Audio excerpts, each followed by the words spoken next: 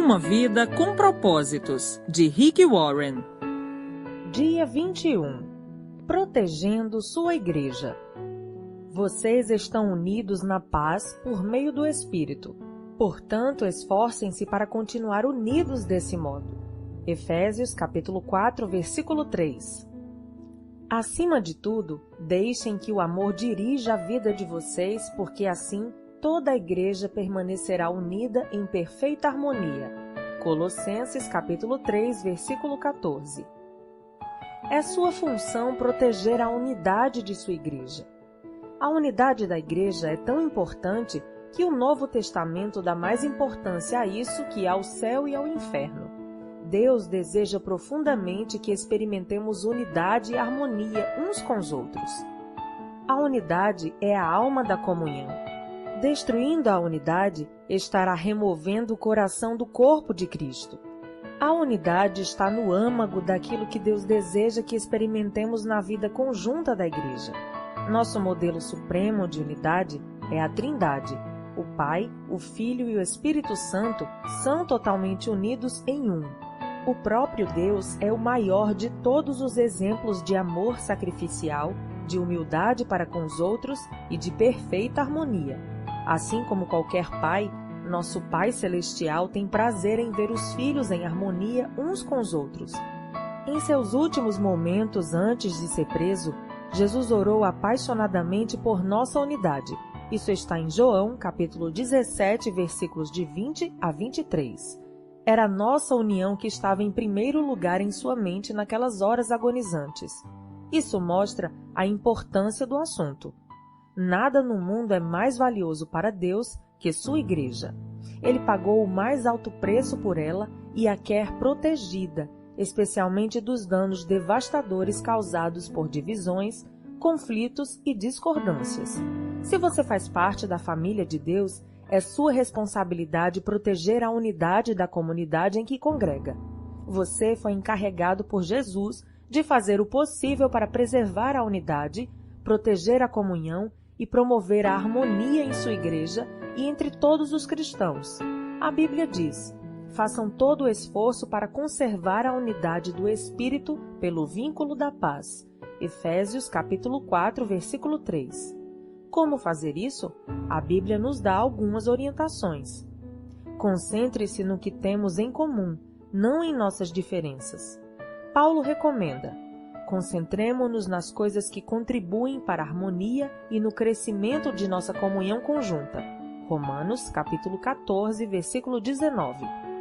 Como fiéis, compartilhamos um Senhor, um corpo, um propósito, um Pai, um Espírito, uma esperança, uma fé, um batismo e um amor.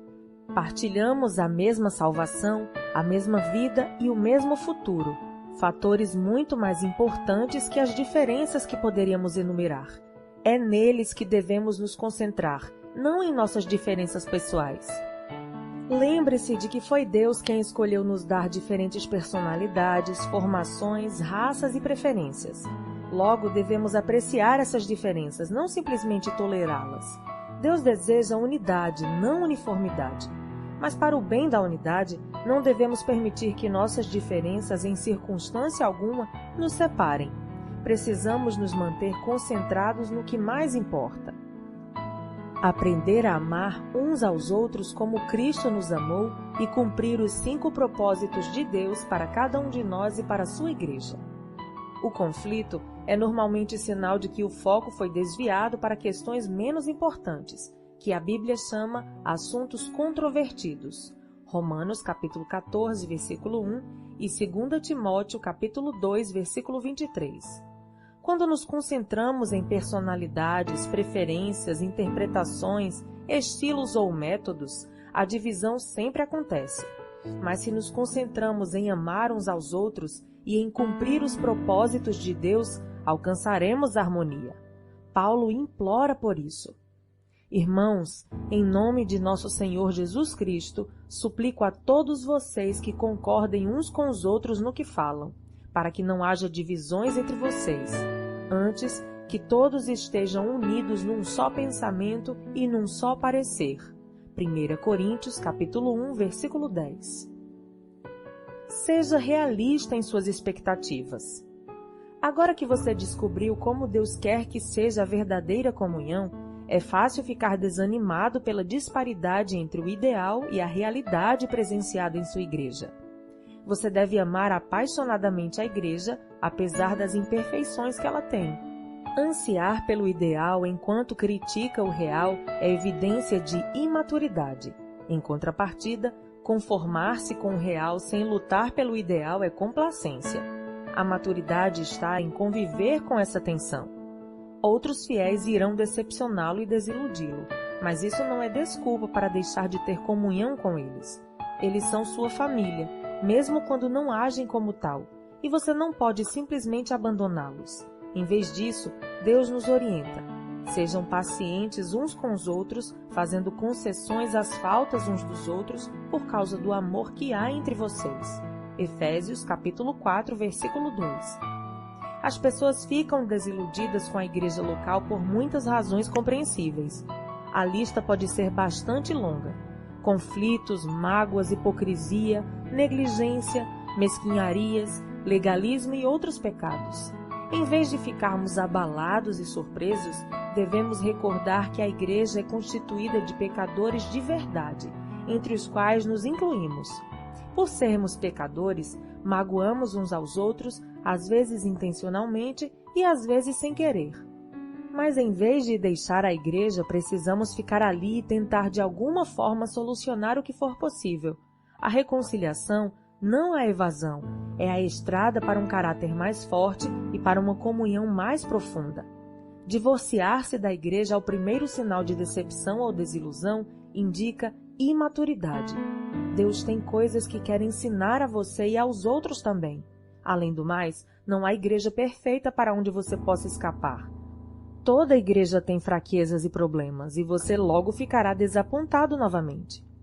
Groucho Marx ficou famoso por dizer que não gostaria de pertencer a um clube que o aceitasse como sócio.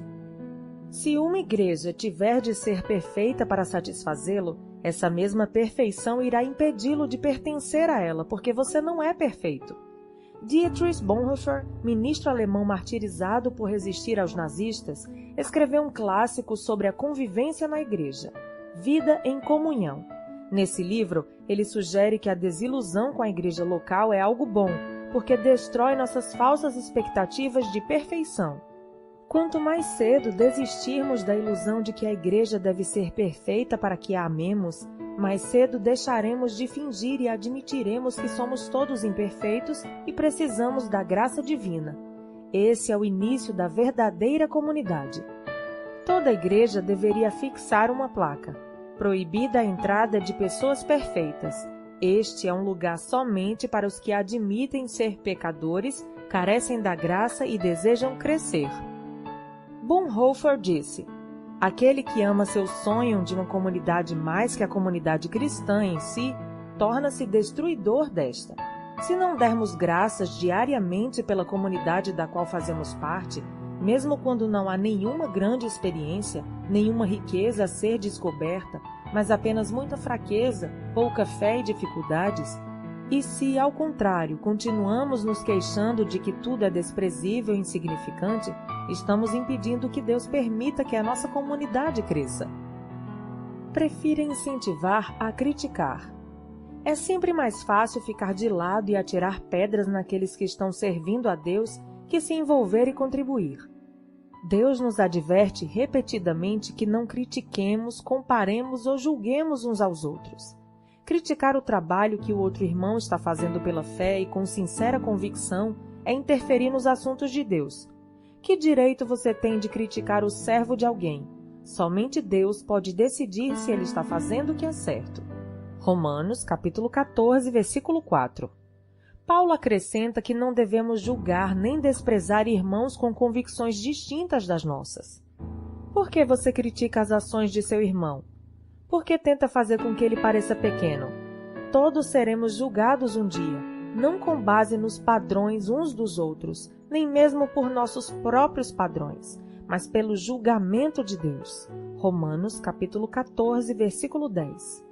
Sempre que julgo o irmão, 4 coisas acontecem instantaneamente. perco minha comunhão com Deus, exponho meu orgulho e insegurança, predisponho-me em situação de ser julgado por Deus e prejudico a comunhão da igreja. O espírito crítico é um vício dispendioso.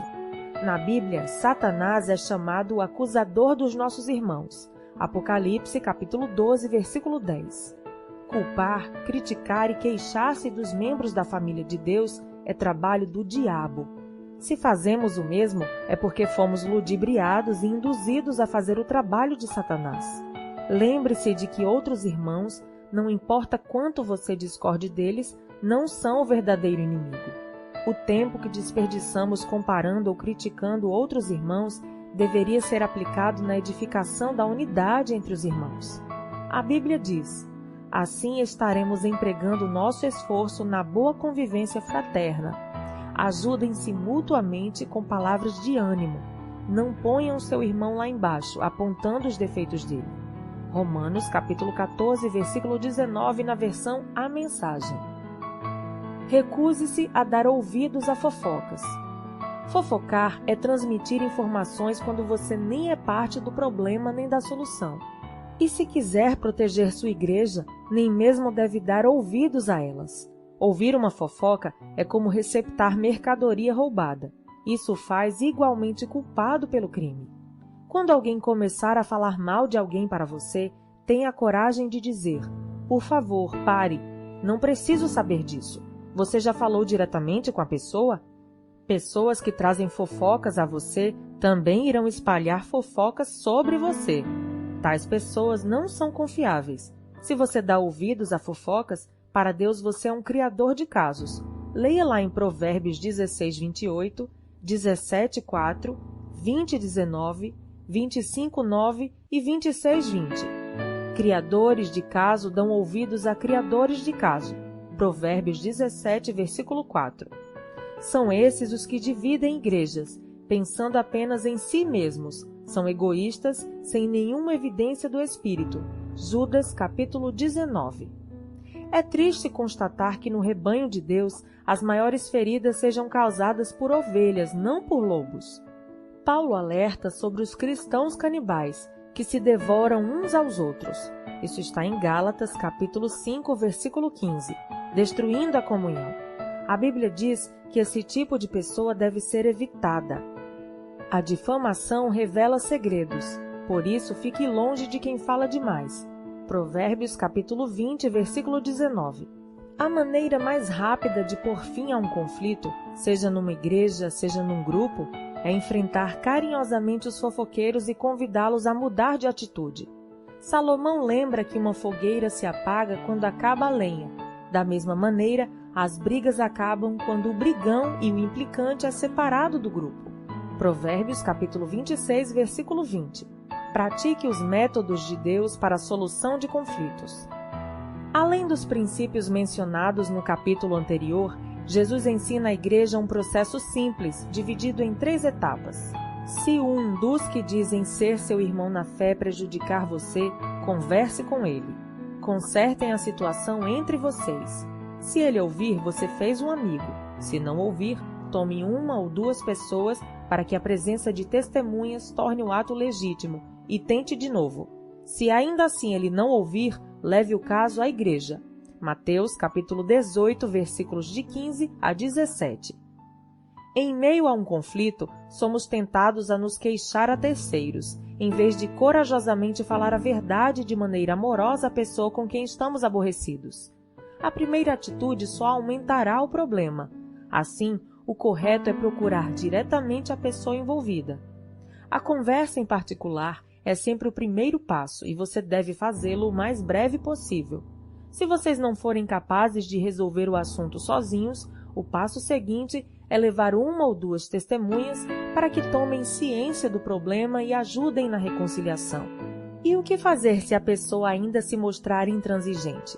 Jesus ordena que apresente o assunto à igreja, e se a pessoa ainda assim se recusar a ouvi-lo, você deve tratá-la como um incrédulo descrente.